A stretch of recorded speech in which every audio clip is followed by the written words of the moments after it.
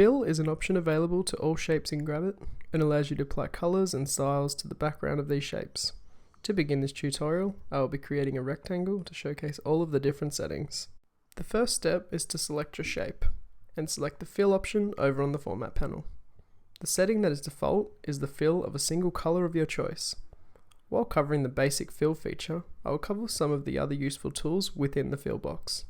Working from top to bottom, you firstly have an eyedropper, which allows you to sample a colour from anywhere on your artboard for use on the object selected. Next, you have the option to either slide through different colours, which will result in a change in the colour overview, input hex or RGB colour codes, and change the opacity of the colour being selected. Below this, you have 4 tabs. The first tab shows you a preset colour palette created by the Gravit developers for your convenience. The next allows you to create your own colour palette by selecting the plus button. This will add the current colour you have selected in the fill box. You also have the In Use tab, which shows you the colours that have been used in the current project. Finally, you will find the Mixer tab. This gives you the options to alter the current colour selected in different shades. The options for these include tints, shadow tones, and mixers. Now moving along to the different types of fills. The next type of fill is transparent, which simply creates a background of nothing. Next along from this is the linear gradient fill. Gradients allow you to transition smoothly between colours across and within shapes.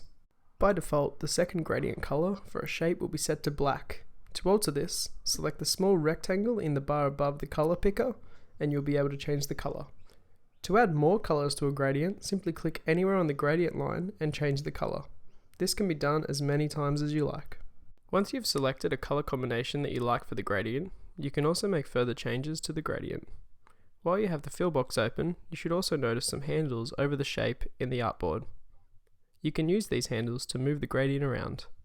The left handle allows you to move the origin of the gradient, and the right allows you to change the angle of the gradient. You also have options in the fill box to change this. These buttons change the angle of the gradient and the other swaps the colours around.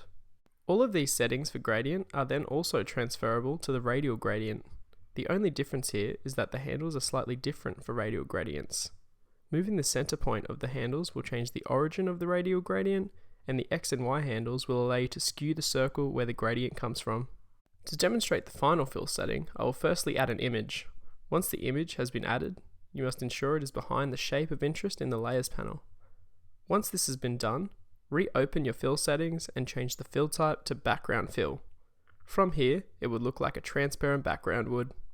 However, what you can do from here is apply different effects to give the area within the shape its own styling. I will add a blur, vibrance, and bloom effect to showcase the difference it has on the background. Once these have been added, you can also select the small circle above each effect to just apply these effects to the fill, and not the border as well, for example. This tutorial has now gone over all of the possible settings that can be used in fill. We at Gravit hope you have found this tutorial useful and hope you tune in to the next edition.